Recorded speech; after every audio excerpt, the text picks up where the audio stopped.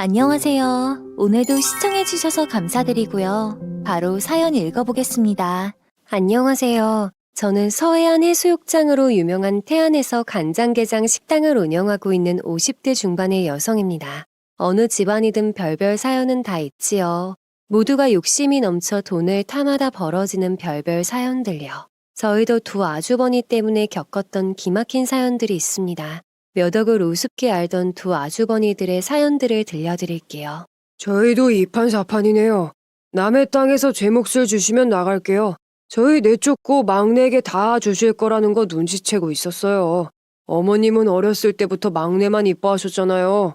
남편과 저는 고등학교 동창으로 만나오다가 결혼을 했는데 남편이 경기도에서 대학 생활과 직장 생활을 하게 되어 도시에서 20여 년이 넘게 살았었죠.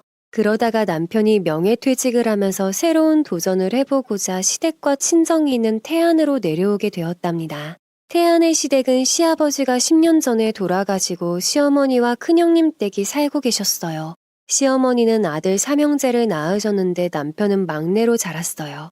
여러분도 태안이 드넓은 해수욕장과 꽃박람회로 유명한 건 모두 알고 계시죠? 관광지로 유명한 태안의 시부모님은 꽤 많은 토지를 보유하고 있었죠. 여기 땅 일부는 적당한 임자가 나타나거든. 팔아서 자식들에게 똑같이 나누어 주고 나머지는 갖고 있다가 당신한테 가장 잘한 자식한테 주도록 해.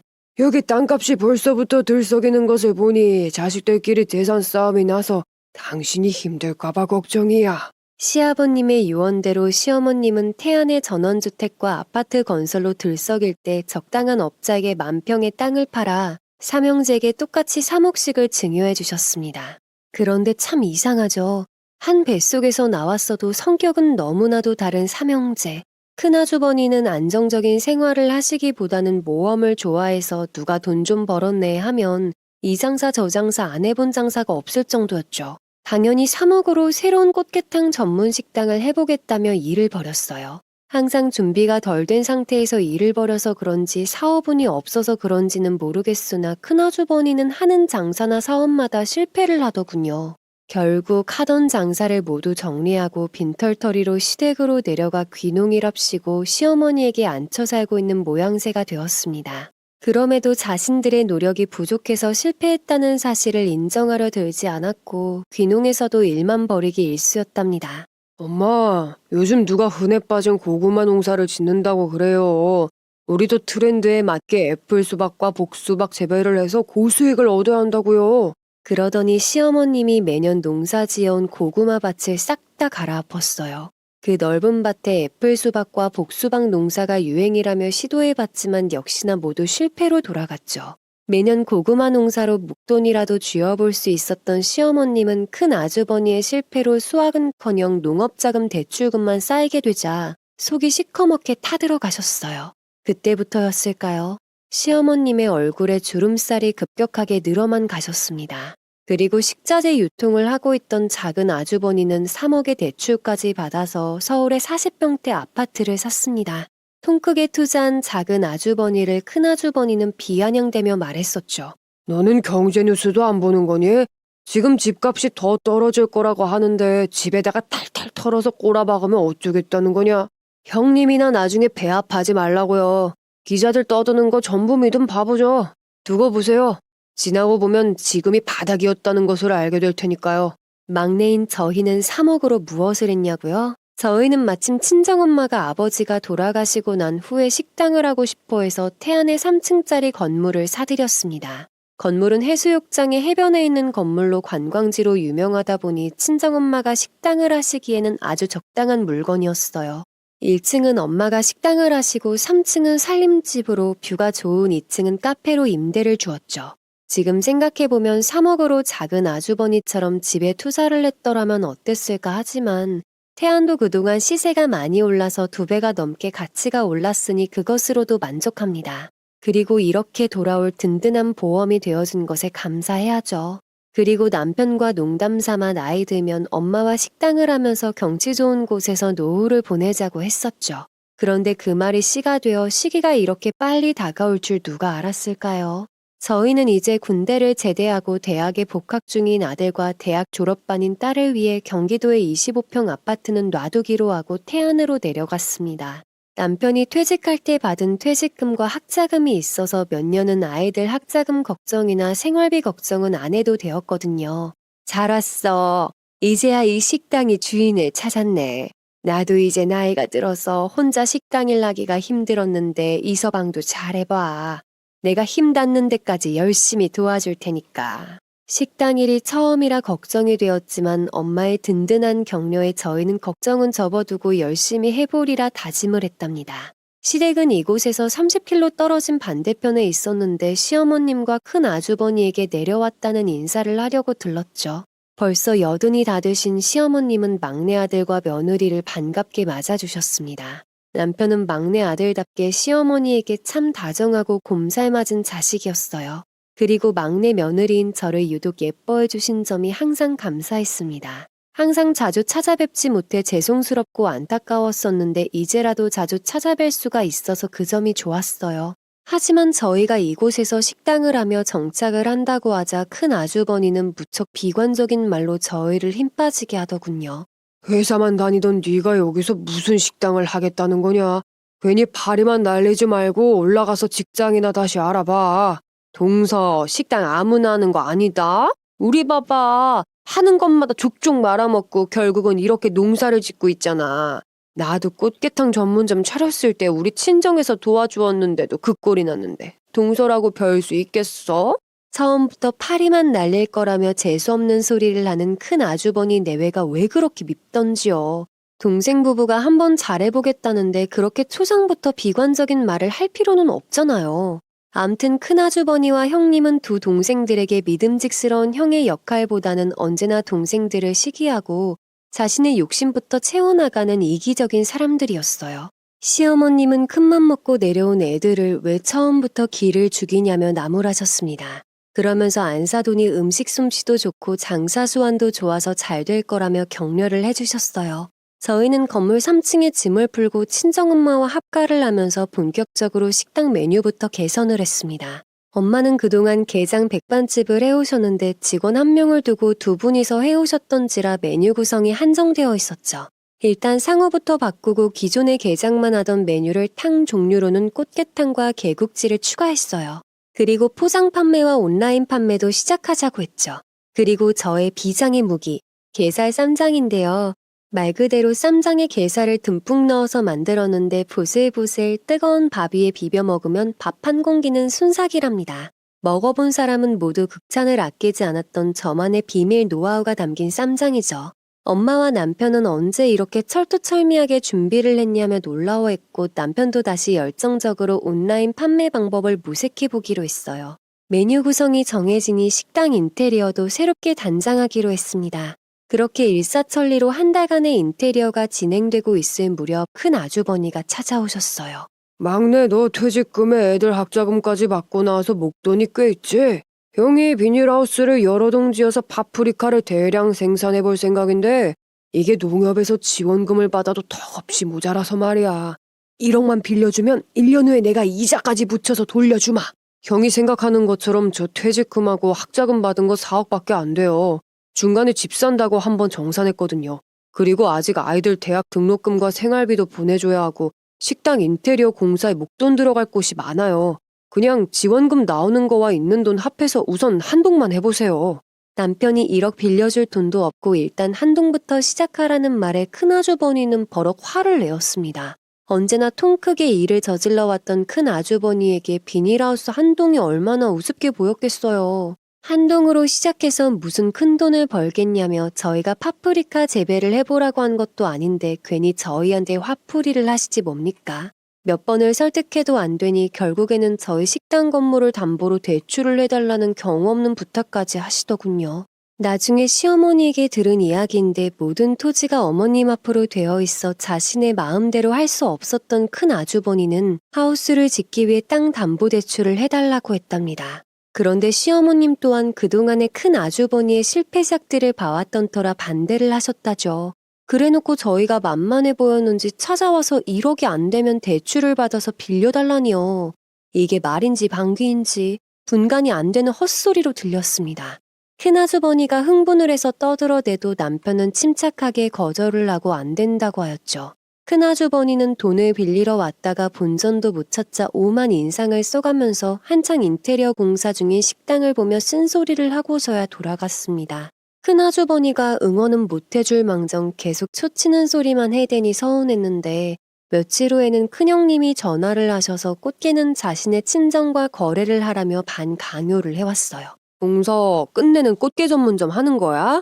그럼 꽃게가 싱싱해야 하는 것은 알고 있지? 아무 데서나 꽃게 받으면 큰일 난다고.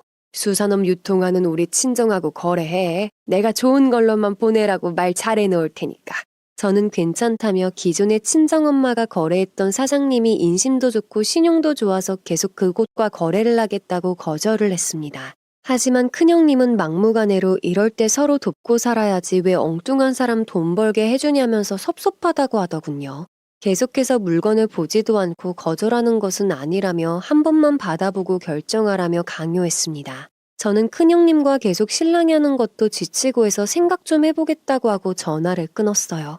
엄마와 남편에게 꽃게 문제를 의논을 하니 엄마는 형제 간의 의가 상할까봐 걱정이 된다며 꽃게부터 받아보고 결정하자고 하시더군요. 큰형님의 친정에서 보낸 꽃게는 모두 암꽃게로 알이 꽉 찬 상품이 좋은 것으로 보내왔고 엄마는 물건이 괜찮으니 받아서 쓰자고 하셨어요. 가격이 좀 비싸긴 하지만 꽃게의 상태가 좋으니까 거래를 하는 것도 나쁘지 않을 것 같아. 동서지간에 계속 거절을 하는 것도 서로 불편할 것도 같고 말이야. 그런데 형님들이 작정을 하셨는지 식자재 유통업을 하시는 둘째 형님이 전화를 하셔서는 고추장이며 양념재료 일체는 모두 자신과 거래를 하자고 하셨어요. 동서, 식당 해보겠다는 말 다 들었어. 우리가 식당 양념 전문이야. 우리한테 맡겨봐. 알았지? 리스트는 안 봐도 뻔하니까 내가 다 알아서 챙겨 내려보낸다. 제가 너무 거리가 멀어서 가까운 곳에서 거래를 튼다고 하자 둘째 형님은 그런 법이 어디 있냐며 자신들은 대전, 대구, 부산 전국을 다 배달 가능하다면서 알아서 챙겨보낸다는 말을 일방적으로 하고 끊어버리더군요. 식당 오픈을 앞둔 어느 날 마당에는 둘째 형님이 보낸 양념들과 재료들로 시끌벅적했어요. 친정엄마와 나와서 재료들을 살펴보니 큰 재료들은 다 잘 알아서 보내주신 것 같더라고요. 엄마는 이왕 내려보낸 거니 그냥 사용을 해야 하지 않겠냐고 하셨죠. 그렇게 저희는 두 형님에게서 재료와 꽃게를 받아 손질을 하고 오픈 준비를 했어요. 오픈은 한가한 월요일부터 신상개업을 내걸고 별다른 홍보는 하지 않았습니다. 해수욕장 해변가의 즐비에는 음식점 가운데 있었기 때문에 관광객들이 직접 맛을 보고 평가를 해줘야지만 입소문이 날 테니까요. 이때가 초여름이라 관광객들이 밀려들 시기여서 본전치기는 하리라 생각했었습니다. 저희는 떡도 맞추고 오픈 전날에 시댁 식구들을 초대해서 메뉴들을 거하게 한 상 차려내었죠. 막내야, 준비하느라고 고생했다. 식당 내부도 깔끔하게 새 단장을 한 것이 아주 느낌이 좋아. 대박 나거라. 어머님은 큰 축하 화환을 보내주셨고 필요한 거 사라고 500만 원을 주셨어요. 저는 일단 어머님께 감사하다는 말과 함께 받았습니다. 그런데 두 형님은 꼴랑 빈손으로 와서는 고사도 안 지내냐느니 오픈 사은품은 없냐느니 하면서 참견을 하기 시작하더군요. 꼭 뭐를 바래서가 아니라 형제간에 도와가며 살아야 한다고 했던 사람들이 정작 막내 동생 개업집에 빈손으로 오는 건 좀 너무하지 않았나요? 두 형님들은 양볼이 터져라 게장과 게살쌈장에 두 그릇씩 먹어가면서 시원한 꽃게탕도 바닥까지 떠먹더군요. 그랬으면서 염치도 좋지 돌아갈 때는 게살 쌈장과 게장을 3통씩이나 챙겨달라고까지 했답니다. 입맛 없다던 시어머님도 게살 쌈장에 밥을 쓱쓱 비벼서 얼마나 잘 드시던지요. 보는 제 마음이 다 뿌듯하더라고요. 막내야, 내가 요즘 도통 입맛이 없어서 밥이 잘 안 당겼는데 이건 어떻게 만들었길래 이렇게 맛있는 거냐. 우리 안사돈이 게장은 정말 맛나게 잘 담그시는데 게살 쌈장도 안사돈께서 만드신 거예요? 정말 맛나네요. 아유, 이건 우리 딸의 솜씨고요. 사돈께서 잘 드시니 기분이 좋네요.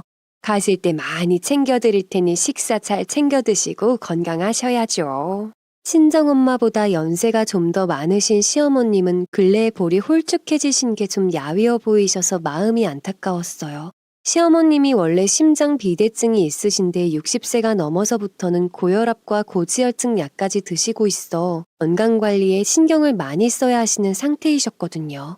아직까지는 별다른 증상 없이 잘 지내고 계시지만 스트레스나 정신적 충격을 받으면 안 된다고 병원에서 주의를 들은 상태였습니다. 그렇다고 좋아하시는 음식을 못 드시게 할 수도 없고 부디 식사라도 잘 챙겨 드셨으면 하는 마음에 큰형님 편에 게살쌈장과 게장을 넉넉히 보내드리면서 많이 드시면 혈압이 있어 좋지 않으니 조금씩만 드리라며 덧붙여야 했죠. 저희 식당은 서서히 알려지면서 주말이면 관광객들이 제법 찾는 식당으로 자리 잡아 나갔어요. 그런데 한창 바빴던 여름의 성수기가 지나고 선선한 가을이 다가올 때쯤 일주일에 한 번씩 입고되던 꽃게 품질이 상당히 떨어지는 것으로 보내오기 시작했습니다. 이번에 꽃게 상태가 왜 이 모양이냐? 이런 상태면 맛도 떨어지고 손님들이 대번해하는데 이를 어쩌니? 제가 봐도 매번 보내오던 암꽃게가 아니고 그렇다고 가을철에 살이 꽉 찬 수꽃게도 아닌 것이 살이 너무 없고 품질이 낮은 것으로 보내왔던 겁니다. 저는 기가 막혀서 바로 형님의 친정 오빠라는 사람에게 전화를 걸었습니다. 사장님, 오늘 보내준 꽃게 상태가 너무 안 좋은데요. 이게 어떻게 된 거예요? 저희 이런 상품 못 받으니까 당장 알이 꽉 찬 걸로 다시 보내주세요. 지금 당장 보내세요. 이번만 그냥 쓰세요. 요즘 꽃게 구하기가 하늘의 별따기예요. 워낙 품귀 현상이라 그것도 겨우 구한 거라니까요. 저는 절대로 안 된다고 했고 냉동고에 보관하고 있을 테니 알이 꽉 찬 꽃게를 구해와서 교환해달라고 했죠. 꽃게 사장님은 제가 성격이 깐깐하다느니 그럼 꽃게 가격을 올려달라느니 하면서 말도 안 되는 조건들을 이야기하기 시작했어요. 저는 이런 식으로 하면 계속 거래를 할 수 없다며 빠른 시일 안에 좋은 꽃게를 구해와서 교환을 해달라고 하면서 통화를 마쳤습니다. 그러나 며칠 버틸 꽃게만 있을 뿐 당장 교환을 안 해주면 손님상에 나갈 꽃게가 없었습니다. 저희는 이틀만 기다려보기로 하였으나 이틀이 지나도 꽃게 사장님은 깜깜무소식이었어요. 다시 한번 전화를 하니 도저히 꽃게를 구할 수가 없으니 꽃게 가격을 10% 인상해달라면서 배째라는 식으로 나오더군요. 너무나 화가 난 저희는 할 수 없이 급한 대로 기존에 엄마가 거래하시던 꽃게 사장님께 연락을 드렸습니다. 그분은 좋은 꽃게가 있다면서 예전 가격으로 당장 보내주셨어요. 제가 요즘 꽃게가 품귀 현상이라고 하던데 맞냐고 물어보자 가끔 거래처에서 꽃게 가격을 올릴 때 쓰는 수법이라며 넘어가지 말라며 충고까지 해주시더라고요. 저희는 의논 끝에 형님의 친정과는 거래를 할 수 없다는 결론을 내리고 오해가 생기지 않게 하기 위해서 큰형님과 꽃게 사장인 형님의 오빠에게 의논할 것이 있으니 식당으로 들어오라는 연락을 드렸습니다. 큰형님은 도대체 무슨 일이기에 오라가라 하냐며 투덜거리셨고 형님의 오빠도 이번에 꽃게 가격을 꼭 인상된 가격으로 받아내겠다며 들어오셨죠. 두 사람을 앉혀놓고 먼저 받아놓은 꽃게를 보여주며 이런 상태의 꽃게로는 거래를 할 수 없으니 교환을 해주는 것은 물론 꽃게 가격 인상도 못 해준다고 못을 박았습니다. 동서, 이 정도면 괜찮은 거 아니야? 대충 해라. 그리고 내가 들어보니까 요즘 꽃게가 구하기 힘들다던데 가격도 좀 올려주고 좋게 가자. 형님, 이 상태 꽃게로는 어림도 없어요. 보세요. 살도 별로고 암꽃게도 아니잖아요. 우린 알이 꽉 찬 암꽃게만 썼는데 재료가 바뀌면 맛도 바뀌어버리니 손님들은 금방 맛이 변했다고 할 거란 말이죠. 그리고 갑자기 가격 인상해달라는 것도 섭섭했다고요. 꽃게 사장님은 팔짱을 끼고 오만 인상을 쓰고 앉아 있었고 큰형님만 중간에서 사돈끼리 그렇게 야박하게 굴면 안 된다느니 가격 인상해주면 될 것이지 왜 그렇게 짜게 구냐느니 하면서 어이없는 말로 타박을 하시더군요. 저는 거래는 돈이 오가는 것인데 어떻게 사돈이라고 대충 봐주냐면서 따졌습니다. 형님네 친정이라고 봐주다가는 우리 식당 파리만 날리게 생겼고 큰형님의 오빠라고 해서 전혀 봐줄 생각이 없다고 했어요. 큰형님의 오빠는 여전히 교환도 못 해주겠고 가격 인상 안 해주면 자신도 꽃게 거래를 할 수 없다고 배짱을 부렸습니다. 아마 저희가 자신들이 아니면 대량의 꽃게를 구하기 힘들 거라고 생각하는 것 같았어요. 그럼 이야기 끝난 거죠? 형님도 들으셨죠? 저는 분명 타협해보려고 기회를 드렸어요. 이번 거는 지금 못 해드리니까 이거 다 다시 가져가시고요. 거래는 더 이상 없는 것으로 하죠. 제가 강경하게 나오자 당황한 형님이 말려보려 애를 썼습니다. 동서, 갑자기 거래를 끊는다고 하면 어떡하니? 오빠, 뭐라고 말 좀 해보세요. 내가 중간에서 연결해 주려고 얼마나 애를 썼는데 이런 식으로 거래 중지당할 거예요? 야, 네가 중간 역할 잘해주겠다고 했잖아. 저 꽃게값도 네가 다 받아내고 가격 인상까지 다 네가 해결해 빨리. 저는 순간 이 말이 무슨 말인가 싶었습니다. 도저히 이해가 안 가는 말이 오가는 두 사람. 그러게 애초부터 왜 이런 꽃게를 보내서 이 사단을 만들어요? 가격 인상도 좀 이따가 하지 너무 성급했다고요. 그러니 오빠가 알아서 하세요. 난 이제 빠질 테니까. 이게 어디서 네 맘대로 빠져. 처음부터 네가 중간에서 수수료 챙기려고 다리 놔준 거 아니야. 그러니 저 꽃게 값은 네가 받아내든 네 돈으로 주든 네가 책임지라고.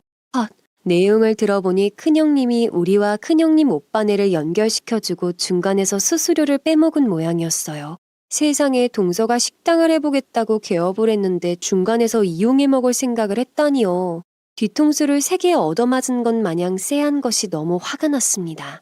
옆에서 함께 들은 남편도 너무 기가 막혔는지 형수님 지금 이게 무슨 소리냐 물었죠. 큰형님은 아무것도 아니라며 다 헛소리라 우겨댔습니다. 그러자 큰형님 오빠가 꽃게를 전부 형님에게 밀어내며 당장 꽃게값 내놓고 가져가서 지져먹든 삶아먹든 알아서 하라고 했어요. 이에 큰형님은 머리가 아픈 듯 두 사람이 알아서들 하라며 뒤돌아 나가려고 했습니다. 그러자 큰형님 오빠가 큰형님을 붙잡았고 큰형님은 그 손을 힘껏 뿌리쳤죠. 화가 난 큰형님 오빠가 육두문자를 날리면서 꽃게 박스를 형님 앞으로 내동댕이 쳤습니다. 어머나 어디다가 던지는 거야? 냄새나게? 왜 나한테 화풀이를 하는 거냐고. 오빠가 잘했으면 이런 일이 생겼겠어? 이게 다 네가 중간에서 너무 많이 달라고 하니까 내가 인상해달라고 한 거 아니야. 나는 뭐 손해보면서 장사냐?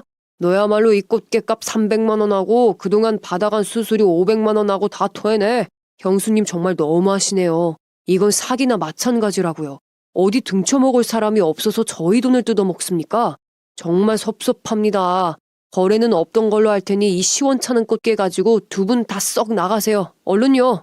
열받은 남편이 두 사람에게 꽃게를 밀어내며 당장 돌아가라 소리쳤습니다. 친정엄마까지 사돈들 그렇게 안 받는데 너무들 한다며 인생 그렇게 살지 말라고 훈계까지 하셨어요.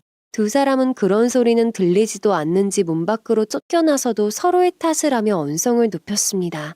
그러면서 꽃게 박스를 서로에게 떠넘기며 싸우고 있었죠. 보다 못한 제가 남의 식당 앞에서 계속 싸울 거면 경찰에 신고를 한다고 하자 형님은 저를 째려보면서 동서 이렇게까지야 속 시원하냐 한마디를 쏘아붙이더니 차를 타고 휙하니 가버렸어요. 큰형님 오빠도 험한 말을 하면서 흩어진 꽃게들을 싣고 겨우 자리를 벗어났습니다. 그날 저희는 큰형님의 횡포에 정말 상처를 크게 받았어요. 예전부터 큰아주버니와 큰형님이 이기적이고 욕심이 많은 것은 짐작하고 있었지만 이렇게까지 비양심적인 사람인 줄은 정말 몰랐으니까요. 돈에 얼마나 환장을 했으면 저희한테 등쳐먹을 생각을 하는 건지 도저히 이해가 안 가더라고요. 에휴, 미안하다. 괜히 내가 네 형님 친정하고 거래를 하자고 해서 이 사태가 일어났어. 네 형님 성격에 거래를 안 하면 동서지간에 의가 상할까봐 못 이기는 척 거래를 튼 거였는데 그걸 이용해 먹다니 네 형님도 참 몹쓸 사람이다. 에휴. 그런데 형님이 돌아가 큰아주버니에게 말했는지 남편에게 전화해서는 화풀이를 하시더군요. 형제지간에 그깟 500만 원이 아깝더냐? 네 형수가 먹으면 얼마나 먹었다고 말이야. 우리 입장도 생각해줘야지. 그깟 시원찮은 꽃게 한번 받아주는 것이 그렇게 어려운 일이냐고. 너 인생 그렇게 살지 마 임마. 잘못은 형님과 형님 친정에 했는데 저희만 졸지에 인정머리 없는 사람 취급을 하셨죠. 하긴 부부가 똑같이 닮았으니까 한 입을 덮고 살겠죠. 에휴, 골치 아픈 꽃게 사건이 그렇게 마무리되고 저희는 기존의 꽃게 사장님과 거래를 트고 싱싱한 꽃게를 받았습니다. 그런데 얼마 후 작은 아주버니네가 보내주는 재료들 사건이 또 터졌습니다. 게장을 담그려고 고추장과 간장을 들어올리던 저는 무심코 유통기한 날짜를 보게 되었던 거죠. 그런데 헉, 유통기한 날짜가 한 달은 지나 있었어요. 저는 설마 하니 실수였겠지 생각하고 다음 양념재로 들어오는 날 직접 물건을 받았어요. 그런데 하나하나 유통기한을 살피던 저는 경악을 하고 말았습니다. 정상적인 재료들 틈에 섞여있는 날짜 지난 재료들이 몇 개씩 섞여 있었어요. 남편에게 상황 설명을 하니 당장 작은 아주버니에게 전화를 걸었습니다. 형님, 오늘 온 재료 중에 유통기한 지난 것들이 섞여 있던데 확인도 안 하고 보내신 건가요? 이러면 곤란해요. 아, 그거 기한 많이 안 지났어. 그거 유통도 못 시켜서 그냥 너네한테 보낸 거야. 정상적인 재료에 갖은 양념을 다 할 텐데 그게 표가 나겠어? 우리 재고 좀 떨게 그냥 섞어 써라. 아무렇지도 않은 듯 일부러 보냈다는 작은 아주버니의 말이 옆에 있는 제 귀에도 똑똑히 들려왔어요. 남편은 어처구니가 없었는지 유통기한 지난 재료들을 쓰면 식품위생법에 적발되는 것도 모르냐면서 왜들 형님들이 도와주진 못할 망정 식당 망하라고 고사 지내는 것 같다며 한탄을 했습니다. 작은 아주버니는 코웃음을 치면서 재료를 바로 쓰고 버리는데 누가 신고하겠냐면서 징징 우는 소리 좀 그만하라고 하더군요. 저는 식재료 유통을 하는 사람이 어떻게 그런 행위를 하라고 시키는 것인지 도저히 이해가 안 갔어요. 남편은 큰형님에게 당한 것이 있어 처음부터 강하게 나가야 한다고 생각했는지 당장 차분해서 오늘 재료들 당장 가져가고 거래를 중단한다는 말을 했죠. 야, 너 말이 너무 심하다. 다들 그렇게 장사하고 식당에서도 다 그렇게 쓰고 있어. 너는 뭐가 그리 잘나서 아는 척 하는데 안 빼면 어쩔 건데. 아니 못 빼. 재료를 못 뺀다는 작은 아주버니의 똥배짱에 남편은 그럼 여기서 용달을 불러보내버린다며 전화를 끊어버렸습니다. 화가 안 풀리는지 한참을 씩씩거린 남편은 용달을 불러 보관 중인 재료들을 싹 다 실어서 보내버렸어요. 요금은 당연히 착불로 보냈죠. 작은 아주버니가 아주 길길이 날뛸 것이 안 봐도 눈에 훤했습니다. 남편과 제가 급하게 새로운 재료상을 찾아 거래를 하기로 하고 집으로 돌아오니 거의 캄캄한 저녁 시간이 다 되어 있더군요. 늦은 저녁을 먹는데 예상했던 대로 작은 아주버니에게서 전화가 걸려왔습니다. 남편이 받자마자 이어지는 큰 소리. 너 이 자식 진짜로 보냈어. 네가 이러고도 가족이냐? 네가 그렇게 양심적으로 장사한다고 누가 알아준다던? 나는 이런 식으로 여태까지 해왔어도 잘 먹고 잘 살아왔어 임마. 너 얼마나 잘 먹고 잘 사는지 내가 두고 볼 거야. 네네. 저는 양심적으로 잘 먹고 잘 살 거니까 형님은 계속 그렇게 사세요. 남편도 지지 않고 받아치자 핸드폰 너머로 야 고함을 지르는 괴성이 들려오더군요. 남편은 속상했던지 먹고 있던 수저를 그냥 내려놓고 소주를 한 병 들고 오지 뭔가요. 옆에 있던 친정엄마가 술병을 빼앗더니 따라주면서 오늘만 먹고 풀어버리게 하며 다독거리셨어요. 두 사건의 일들로 저희는 두 형님들과는 서먹서먹한 관계가 될 수밖에 없었죠. 그런데 큰 아주버니의 큰아들, 저희한테는 큰 조카가 되는데 큰형님이 전화해서는 결혼한다는 소식을 알려주더군요. 그런데 그때부터 다시는 겪고 싶지 않은 사건들이 한꺼번에 일어났어요. 큰형님의 전화에 친정엄마도 엎어지면 코 닿을 곳에 살면서 어떻게 불편하게 지내냐며 하셨고 형제들이 싸우고 사이가 벌어지면 시어머님의 마음만 아프실 거라고 하셨죠. 집안의 경사이니 축의금 넉넉하게 들고 가서 축하해주고 얼굴 보면서 풀고 오라고 하셨습니다. 저희는 엄마의 말씀이 틀린 말은 아니었기에 이미 지나간 일이니 두 형님들과 풀기 위해서 한복을 곱게 차려입고 결혼식에 참석을 했습니다. 시어머님도 오래간만에 곱게 한복으로 단장을 하시고 화장까지 하신 고운 모습이셨죠. 떠들썩한 결혼식을 마치고 피로연해서 온 가족이 마주 앉아 식사를 하고 있었어요. 작은 아주버니와는 마주보고 있었는데 아주 껄끄러운 어색한 분위기였습니다. 작은 아주버니 내외는 먼저 일로 화가 안 풀렸는지 저희와 눈도 안 마주치려 하더군요. 분위기가 이상했는지 시어머님이 눈치를 보시며 물어오셨어요. 너희들 무슨 일 있었냐? 왜 눈도 안 마주치고 있어? 대체 무슨 일이야? 아니에요, 어머님. 일은 무슨 일요. 아무 일도 없었어요. 오랜만에 봐서 어색해서 그러죠. 시어머니는 못 믿는 눈치였지만 사람 많은 자리여서 그런지 더 이상 캐묻지를 않으셨어요. 조용히 식사가 이어지는데 신랑 신부가 와서 인사를 해왔습니다. 시어머님은 큰손자를 대견스럽게 바라보시며 잘 살라며 덕담을 건네셨고 저희도 웃으면서 이런저런 덕담을 건넸죠.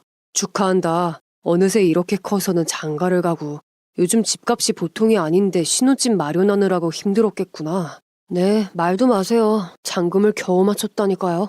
큰 조카의 말에 작은 아주버니가 눈꼬리가 올라가더니 집은 어디에다 얻었냐, 전세냐, 자가냐, 돈은 누가 보태주었냐 등등 꼬치꼬치 캐묻기 시작하더군요. 저는 작은 아주버니가 갑자기 왜 저러시나 이해가 가지 않았어요. 하지만 큰 조카가 신혼집은 25평 아파트로 매입을 했다면서 큰 아주버니가 잔금을 겨우 맞춰줬다는 소리를 듣고는 이상하다는 생각을 했어요. 귀농에서도 계속 실패해서 대출금만 늘었다고 들었는데 어디서 무슨 돈으로 큰 조카의 신혼집 잔금을 보태주었다는 건지 너무 이상했습니다. 작은 아주버니는 눈치를 채셨는지 큰 아주버니를 부르더니 대뜸 형제들 회비를 갖다 썼냐고 물어보셨어요. 저도 그제야 설마 하면서 큰 아주버니를 바라보았습니다. 이래봬도 저희 삼형제는 결혼했을 때부터 시부모님이 실비보험이 없었던지라 대책으로 회비를 매달 모으기 시작했거든요. 덕분에 시아버님이 지병으로 병환 중이셨을 때 유용하게 사용할 수 있었습니다. 그 회비는 지금까지도 차곡차곡 쌓여서 시어머님의 병원비로 쓸 예정이었죠. 잠시 당황하던 큰아주버니는 별일 아니라는 듯이 대답하더군요. 이번에 큰애 신혼집에 보탰었다 왜? 조만간에 메꿔놓으면 되잖아. 너는 이 좋은 날에 꼭 그렇게 물어봐야겠냐? 작은 아주버니가 얼마를 썼냐고 캐묻자 옆에 큰형님이 버럭 소리를 지르셨습니다. 5천만 원 다 갖다 썼어요. 왜요? 서방님도 예전에 사업자금 융통하기가 어렵다고 갖다 쓴 적 있으시잖아요. 곧 돈 들어올 때가 있으니까 다시 채워 넣을 거예요. 걱정 마세요. 진짜 치사해서는. 곧 채워 넣을 거라는 큰형님의 말에 작은 아주버니는 입을 다물었고 시어머님의 병원비로 쓰려고 모은 회비에 손을 댔다는 소리에 남편은 얼굴을 찌푸렸습니다. 시어머님은 이 좋은 날에 왜 회비 갖고 싸우냐며 한숨을 쉬셨죠. 그리고 큰조카 부부 신혼여행 배웅을 마치면 다들 집에 들렀다 가라고 하셨어요. 그리고 요즘 무슨 일들이 벌어지고 있는 것인지 숨김없이 이야기하라고 하셨어요. 시어머님이 평소에는 온화하셔도 한번 혼내실 때는 엄청 무서우시거든요. 그러니 삼형제가 다들 눈치만 보고 있었습니다. 왜 다들 조개처럼 입을 다물고 있는 거냐? 내가 알면 안 되는 일이라도 있어? 막내야 네가 말해봐. 어서. 지적당한 저는 놀라서 어디까지 말씀을 드려야 하나 머리를 굴렸지만 허투루 말씀드려서 나중에 탄론할 바에는 전부 다 말씀드리는 것이 낫다고 생각했습니다. 그래서 큰형님의 꽃길 사건부터 작은 아주버니의 식재료 유통기한 사건까지 모조리 말씀을 드렸죠. 그동안 회비다 뭐다 걷어서 네 아버지 돌아가실 때도 병원비로 잘 쓰고 해서 그래도 삼형제가 생각도 깊고 아직까지 잘 지내고 있다고 생각했다. 그런데 어째 나이 들어가면서 하는 모양새가 이따위인 게야. 형들씩이나 되어서 동생한테 허튼 짓거리들을 해? 주둥아리 있으면 말 좀 해봐 이것들아. 두 형님들은 어머님 앞에서도 말 같지도 않은 변명들을 또다시 늘어놓기 시작하더군요. 하지만 연세가 있으셨어도 사리분별이 바르신 우리 어머님에게는 통할 리가 없었습니다. 큰형님에게는 중간에서 받아챙긴 수수료 500만 원을 오늘 축의금 남은 거 있으니 당장 돌려주라고 했고 작은 아주버니는 사업하는 사람이 양아치 짓을 했다며 호되게 야단을 맞았죠. 큰형님은 입이 대빠르 나와서는 오늘 들어온 축의금에서 500만 원을 빼더니 저희에게 넘겨주셨습니다. 그리고 어머님은 큰 아주버니 내외를 향해서 그동안 쌓인 것이 많으셨던지 작정하고 최후 통첩을 내리셨습니다. 너희 내려온 지 벌써 몇 년이냐? 그래도 너희들이 뭔가 해보겠다고 해서 그동안 쭉 지켜보기만 했는데 하는 꼬락서니가 영 아니야. 그런 식으로 하면 빚만 쌓이게 될 거다. 그러니 농사는 포기하고 차라리 면사무소 가서 공공일자리라도 알아봐. 그러면 한 달 생활비는 또박또박 나오잖니. 이번처럼 공동회비까지 손대진 않을 것 아니냐고. 조만간 결정을 내리도록 해라. 큰아주버니는 억울하다는 듯이 이번에 새로 지은 하우스 등이 돈벌이가 될 거라며 한 번만 믿어달라고 매달리셨죠. 무슨 자신감으로 돈벌이가 될 거라는 건지 참 알 수가 없었습니다. 시어머니가 하우스에 무얼 재배해서 돈을 벌 거냐고 말을 해보라고 하셨지만 큰아주버니는 뭐를 심는다기보다는 임대를 줄 거라고 했어요. 시내에 나갔다가 아는 부동산에 들렀는데 하우스 임대를 해볼 생각이 있냐고 물어봤다네요. 한 달에 500만 원씩 벌 수 있는 좋은 기회라는 말을 들었다고요. 하지만 큰 형님네가 어머님 옆에서 붙어 살고 있는 것이 못마땅했던 작은 아주버니는 하우스 임대하는 것도 의심스럽고 이상한 사람들 아니냐며 트집을 잡았죠. 그리고는 또 사고치지 말고 서울로 다시 올라가 일자리나 알아보라고 했습니다. 당연히 큰아주버니는 네가 뭐를 안다고 까부냐며 눈을 부라렸고 네가 잘났네 내가 잘났네 하면서 어머니 앞에서 큰 소리로 싸우기 시작했어요. 야 임마, 너는 뭐가 잘나서 매번 큰형한테 훈계질이야. 형일에 신경 끄고 너나 잘하고 살아. 너도 대출까지 받아서 상가 2개나 받았다며. 조만간에 부동산 붕괴가 일어날 거라고 암암리에 소문이 돌던데 너 그러다가 홀로 가는 수가 있어. 그러니 너나 정신 차려. 하, 형이 뭘 한다 그래? 내가 어머님이 주신 3억으로 서울에 집을 사서 20억으로 불린 거를 보고도 그런 말을 해? 두고 봐. 상가도 성공할 테니까. 내일은 잘 알아서 하고 있으니까 형이나 어머님 집에서 방이나 빼라고. 어머니가 화를 눌러 참으면서 그만두라라고 하셨지만 이미 맞짱을 떠버린 두 사람은 더 큰 고함 소리까지 오가는 상황이 벌어졌죠. 게다가 큰형님이 합세해서 작은 아주버니를 밀어붙이자 작은 형님까지 나서서 아주 형제의 난으로 변질된 상황이었어요. 남편과 제가 말려보았지만 그들의 고함 소리에 묻혀버릴 뿐이었습니다. 참다 못한 시어머님이 버럭 화를 내셨어요. 이게 어디서 배운 버르장머리야. 둘 다 내 집에서 나가. 하지만 작은 아주버니가 형님은 어머님의 재산을 노리고 여기 내려와 빌붙어 있는 거라며 당장 이 집에서 내보내야 한다고 하자 어머님은 너도 입 닥치고 내 집에서 나가라며 등을 떠밀었습니다. 하지만 두 남자의 힘을 연약하신 어머님께서 당해내실 수가 있었겠어요? 그러다가 힘에 부치셨는지 숨소리가 색색거리며 가슴을 손으로 움켜쥐고 신음소리를 내시는 겁니다. 어머님, 심장이 아프세요? 여보, 어서 119 부르세요. 어서요. 신나게 싸우던 아주버니들도 놀래서 멈추었고 저희는 어머님을 자리에 앉히고 119가 도착하기만을 기다렸습니다. 어머님은 계속적으로 가슴에 통증이 있으신 듯 이를 악물고 인상을 쓰셨는데 말씀도 잘 못하셨고 오른쪽 팔과 다리에 힘이 없으신지 자꾸 오른쪽으로 기울며 누우시더라고요. 그때의 공포감은 지금 다시 생각해도 끔찍했어요. 저희가 어떻게 해야 할지 몰라 저는 어머님의 다리만 주물러 드리고 있었고 남편은 어머님의 옆에서 안절부절하며 정신을 잃으시면 안 된다고 속삭였습니다. 억겁과도 같은 몇십 분이 지나고 도착한 119에 실려가면서 어머님은 팔다리까지 마비가 왔고 두통에 구토 증상까지 일어났어요. 시내 종합병원으로 옮겨져 심장에서 발생한 혈전이 문제인 것 같다는 판단에 급히 검사가 이루어졌고 혈관 내 혈전 제거술 시술에 들어갔습니다. 30분이 넘는 시술이 끝나자 의사 선생님이 시술 경과를 알려주시는데 표정이 어두웠습니다. 환자가 며칠 전부터 속이 울렁거린다거나 두통이라던가 이런 증상들을 호소하지 않으셨어요? 오래전부터 심장비대증에 고혈압, 고지혈증 약까지 드시고 있었던 상태였고 이제 연세가 많으신 터라 후유증이 있을 수 있어요. 보통 환자들은 혈전 제거술을 하면 마비도 풀리게 되고 어눌한 발음도 돌아오거든요. 그런데 환자는 100% 돌아오지 않은 상태라서 지켜봐야 할 것 같습니다. 그 말에 큰형님이 그럼 어머님 푹 맞은 거 아니냐 하면서 입방정을 떨었고 작은 아주버니는 회비도 다 갖다 썼으니 어머님 병원비와 치료비는 이제 어떡할 거냐며 병원비 걱정부터 하더라고요. 큰 아주버니는 축의금 남는 것도 저희에게 준 500만 원이 다였다며 저희들이 먼저 계산을 하면 나중에 자신이 주겠다고 했어요. 저희는 일단 병원비보다는 어머님 치료가 먼저였기에 알았다고 했습니다. 그 말에 작은 아주버니는 인상을 쓰면서도 자신이 내겠다는 말은 한마디도 안 하더라고요. 어머님이 쓰러진 상황에 서로 병원비를 미루는 꼴이 참으로 우스웠습니다. 시간이 지나고 입원실로 옮겨진 어머님은 마비도 덜 풀려서 말씀도 제대로 못하시고 팔다리에 힘도 없으셔서 제대로 앉지도 서지도 못하는 상태였습니다. 그 모습에 마음이 너무 아파왔습니다.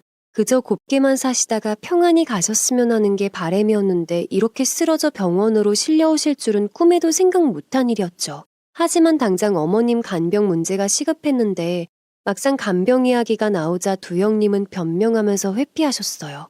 우린 농사일이 쌓여서 집을 비울 수 없어. 둘째 동서가 며칠 있다가 가면 되잖아. 저희도 사업 때문에 오늘 당장 올라가 봐야 한다고요. 막내 동서는 지금 비수기 아니야? 어차피 친정 엄마가 계시니까 막내 동서가 어머님 옆에 있으면 되겠네.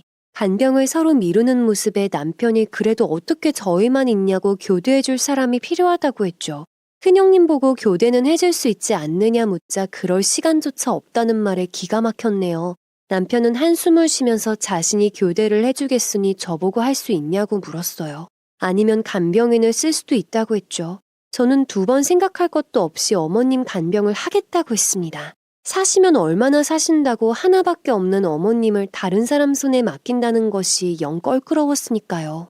두 형님 내외가 돌아가고 저희가 병원비에 어머님 간병까지 맡게 된 상황에 남편이 대신 사과를 하더라고요.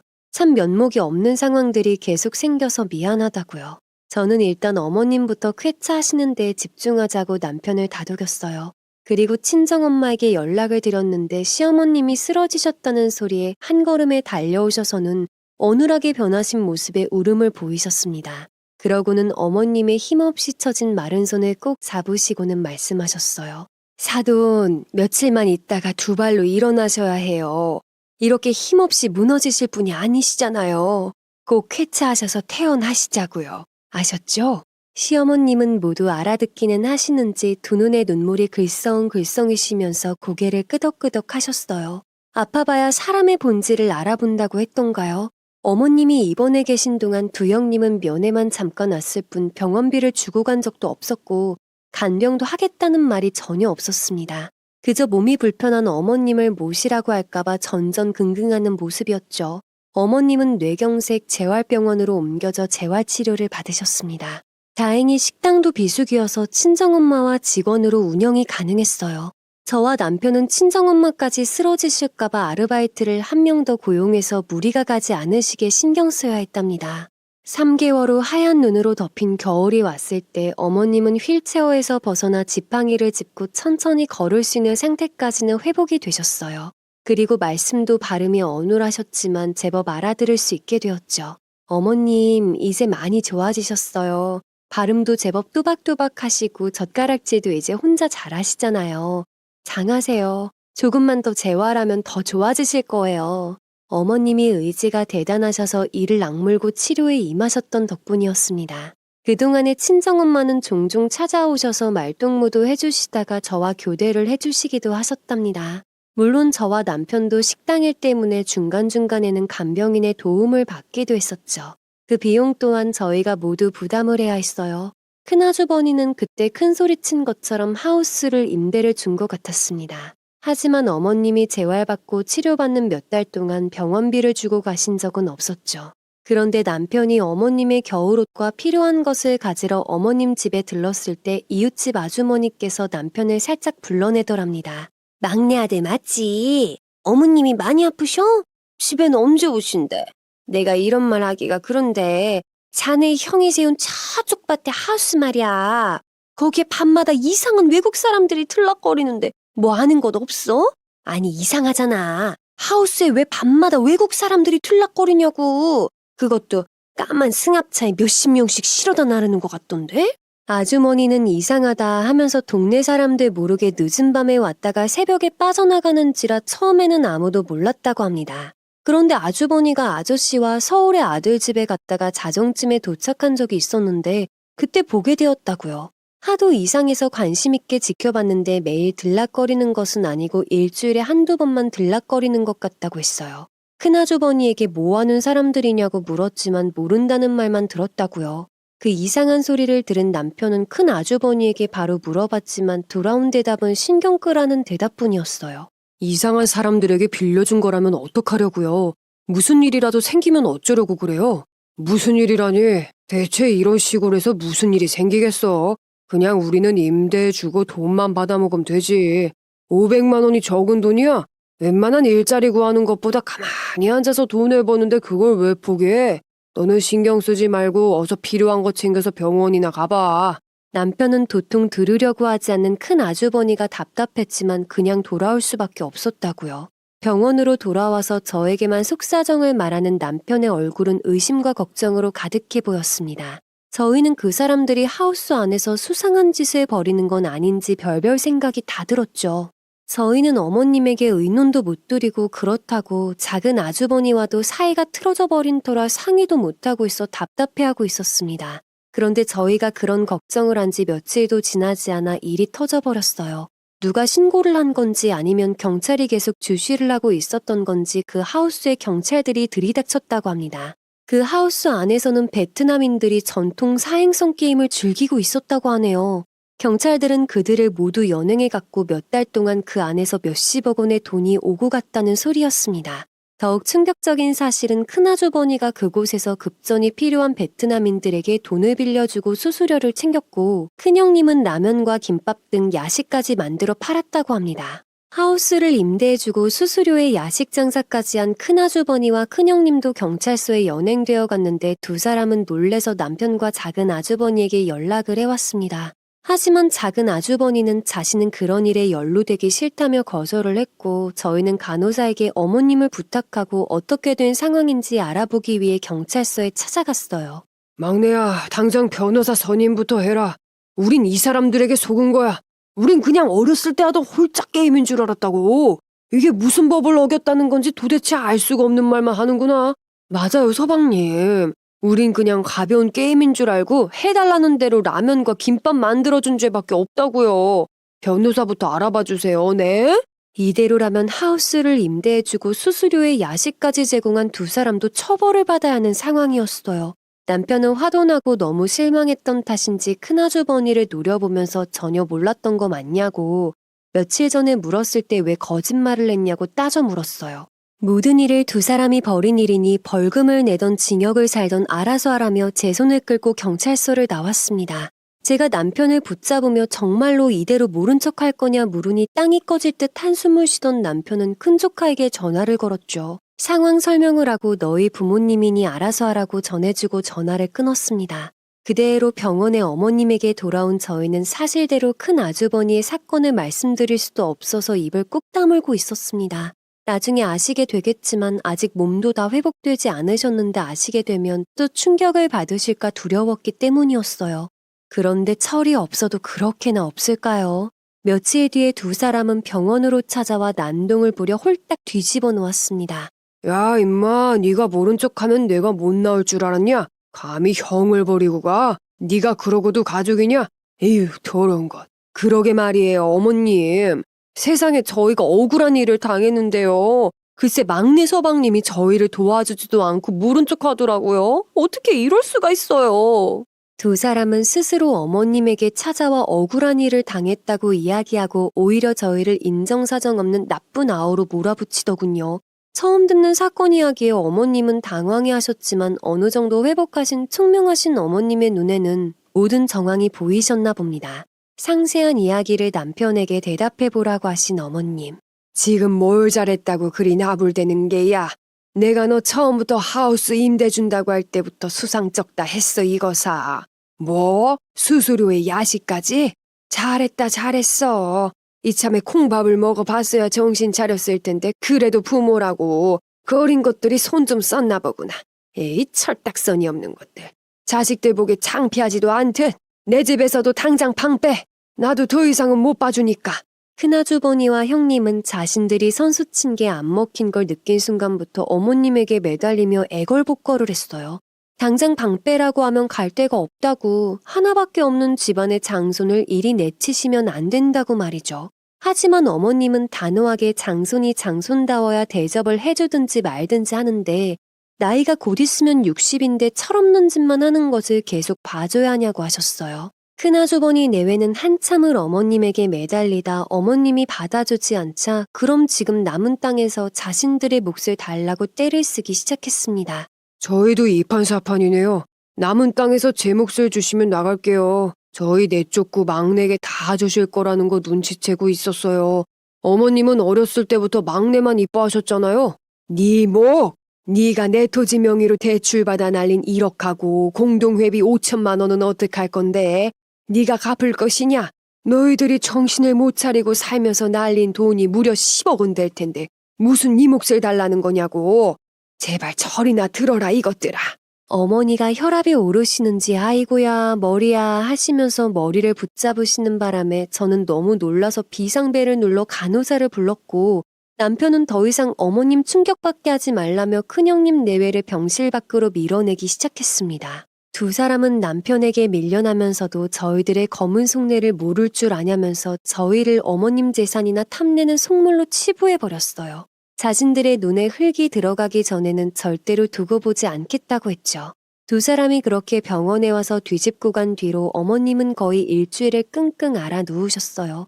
아마 마음이 새카맣게 타들어가셔서 아프셨겠죠. 어느 부모가 자식들의 험한 꼴을 보고 편할 수가 있겠어요. 어머님은 재활병원에서 그 후 2달을 더 치료받으시고 퇴원을 하셨는데 100% 회복하신 것이 아니셨기에 저희 집으로 모실 수밖에 없었습니다. 친정엄마는 함께 지내도 자신은 괜찮다며 방이 널찍한데 뭐가 문제냐고 하셨죠. 오히려 시어머님이 불편하실까봐 걱정을 하셨습니다. 안 사돈 제가 면목이 없네요. 건강하게 살다가 조용히 눈 감으려고 했는데 이렇게 자식들 고생만 시키고 특히 막내가 너무 고생을 했어요. 덕분에 제가 이렇게 회복이 많이 되었답니다. 모두 안 사돈 덕분입니다. 좀 더 신세를 지겠습니다. 아유, 무슨 말씀이세요. 자식이 아픈 부모 보살피는 것은 당연한 거죠. 여기서 저랑 말동무도 하고 제가 만난 것도 해드릴 테니 그냥 저랑 여기서 살아요, 사돈. 우리 친구처럼 지내다가 조용히 살다 가요. 저희는 옆에서 두 분 말씀을 들으며 얼마나 눈시울이 뜨거웠는지 모릅니다. 두 분은 아무렇지도 않은 듯 조용히 눈 감네 하면서 말씀하셨지만 자식된 입장에서는 그 말이 너무나 가슴이 먹먹히 오는 말이더라고요. 암튼 두 분은 정말로 사돈지간이지만 친구처럼 언니 동생처럼 지금까지 건강하게 잘 지내고 계시답니다.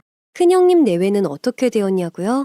두 사람은 어머님이 병원에 계신 동안 계속 어머님 집에 머물렀지만 동네 사람들이 손가락질을 하며 수군거리는 것을 못 참고 스스로 야반도주하듯 큰 조카의 집으로 들어갔다고 합니다. 물론 큰 조카 며느리가 합가를 해서 살 바에는 차라리 이혼을 하겠다고 펄쩍 뛰어서는 하루도 조용할 날이 없다고 하네요. 어머님은 퇴원 후 큰아주버니가 벌려놓은 대출금을 갚기 위해 땅을 정리하셨고 그 소식을 들은 큰아주버니 내외와 작은 아주버니 내외가 내려와서 자신들의 몫을 나누어 달라고 한바탕 또 난리를 쳤죠. 작은 아주버니가 받은 2개의 상가가 너무 높은 분양가로 받은 것도 문제였지만 서울에 상가가 넘쳐나서 문을 닫는 곳이 많아졌는데 누가 임대료 비싼 그곳에 입점하려고 하겠어요. 게다가 유통기한 지난 식자재를 한 거래처에 남겼다가 식품위생법에 걸려 벌금형까지 처벌받았다고 하더군요. 결국 비싼 이자에 벌금에 허덕이던 중 어머님이 땅을 정리하셨다는 소리에 대번에 내려와서는 자신의 몫을 달라고 한 것이었죠. 너도 문제가 많아. 네 욕심에 스스로 넘어간 꼴이라니. 내가 병원에 있을 때 큰애나 너나 뭐한 것이 있다고 네 몫을 달라는 게야. 어떻게 보면 네가 큰애보다 더 나빠. 당장 올라가. 막내야, 이거 3억이다. 내 병원비 너희가 해결했지 않니? 그리고 네 형이 사고친 대출금 갚고도 옆에 나대지를 살만한 돈이 남았어. 옆에 땅 너희 명의로 사줄 테니 유료 주차장으로 쓰렴. 그럼 내 생활비나 너희 노후까지도 걱정은 덜하면서 살 수 있을 거다. 어머님, 이건 너무 과하세요. 저희가 한 게 뭐가 있다고요. 저의 사양의 어머님은 오히려 저에게 미안하다고 하시면서 눈물을 글썽이셨습니다. 자신이 아들 셋을 키우면서 나름 든든했었는데 그중에 제대로 된 자식은 저희뿐이라며 참으로 서글프다 하셨죠. 그런데 사람 참 안 변하더군요. 큰아주버님은 재판 결과 불법시설 개설죄로 6천만 원의 벌금형을 선고받으셨어요. 징역 혐의는 피했지만 그만큼 벌금은 세게 맞으신 거죠. 그 시기에는 큰형님이 온갖 막말과 회유, 협박을 전화로 해오셨습니다. 특히나 큰아주버님은 수시로 내려와 술에 만취한 채 가게 집기를 부시고 난동을 피우셨죠. 결국 그 꼴은 보다 못한 남편이 대노해서 소리쳤습니다. 제발 사람답게 살자, 형. 나 진짜 내 아내 보기 부끄러워서라도 한 푼도 못 내줘. 맨날 비린내 나는 꽃게 옆에서 360을 일하는 여자야. 게다가 엄마 간병하느라고 친구들 못 만난 지는 한 500년이고. 더 이상 우리 괴롭히지 마. 우린 자격 있으니까. 그러고선 경찰을 불러 아주버님을 내쫓았어요. 지금은 가게 내 CCTV 전화녹음 문자 등을 증거로 모아둬서 조만간 접근금지 신청을 하려고 단단히 벼르고 있습니다. 아니, 실행할 겁니다. 더욱 웃긴 건 작은 아주버님입니다. 부동산에 투자해서 돈을 벌었네에 만에 자랑했으면서 이리저리 실패하고 대출이란 대출은 다 끌어쓴 모양입니다. 작은 아주버님도 눈이 휙 돌아가 돈을 쫓기는 마찬가지지만 시어머님이 눈치채시고 이미 변호사 공증을 끝낸 상태입니다. 안 보고 살 작정입니다. 귀찮게 하면 법으로 다스리고요. 이 사람들 가족이 아닙니다. 더 독해져야 뺏기지 않을 테니까요. 지금 저희는 이런 결정에 후회도 없고 다만 두 어머님이 건강하게 오래오래 살다 가시기를 소망할 뿐입니다. 참, 저희 식당은 게장 맛집으로 입소문이 나서 배달 주문이 제법 많이 늘었답니다.